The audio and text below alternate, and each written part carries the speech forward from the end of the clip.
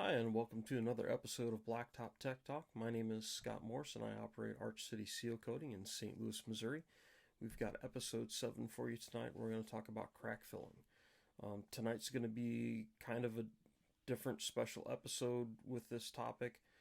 It's going to be one of the few times that you'll actually see me mention product and equipment brands and names. That's only because this, in my opinion, is an episode that I'm directing towards first or second season people that are just trying to figure out any kind of way to offer this service to their customers without resorting to those endless 1 gallon jugs and being hunched over trying to make that work in a customer's driveway. That's a really miserable way to get that job done, and I've come up with a way that works pretty quickly, does an excellent job, and is very cost effective, not only for you as an operator but for the customer as well. So all that said, let's get right to it.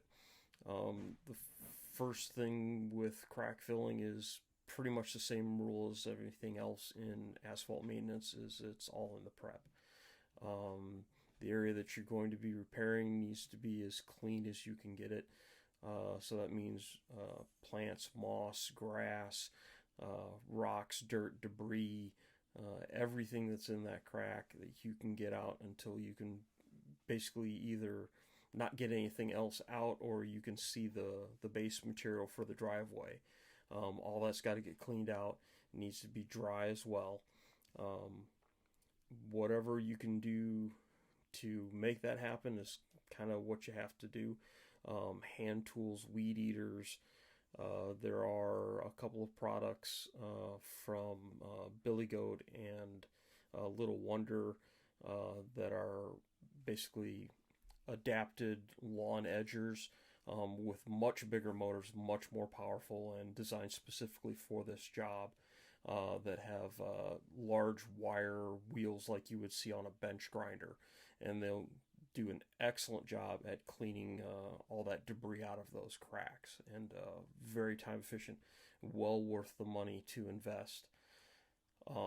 After that, steel bristle brooms, anything you can get to kind of get that stuff out of there. To get them dry, simple torches work very well. You can get those pretty much anywhere, but it's the ones you see that hook up to a propane bottle and use them for burning brush and weeds and other stuff like that. That's a great way to get those cracks clean and dry. Also, handheld or push blowers to kind of blow the stuff out of the way. Or if you have an air compressor on your seal coating rig already, running an air diaphragm pump, that's a perfect way to finish off cleaning those cracks out. Now, depending on the width and depth of the crack, it may get to the point where you need to consider using some kind of a cold patch material. Some of the water activated cold patch materials are excellent at that because you can get them with a very fine aggregate.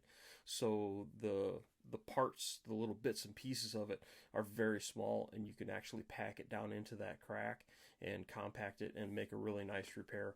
And usually that's when it starts pushing around an inch wide or more. Beyond that, for the actual material itself, you can, and I have found several excellent cold pour crack fill materials. These are not going to be the ones you find at the big box stores. But again, this is tailored towards the Midwest and St. Louis where I work. I found two excellent materials. One is Star Stayflex, and the other is the Gold Star Cold Pour Crack Filler. So research what's available in your area and see if you can get a hold of either of those two materials.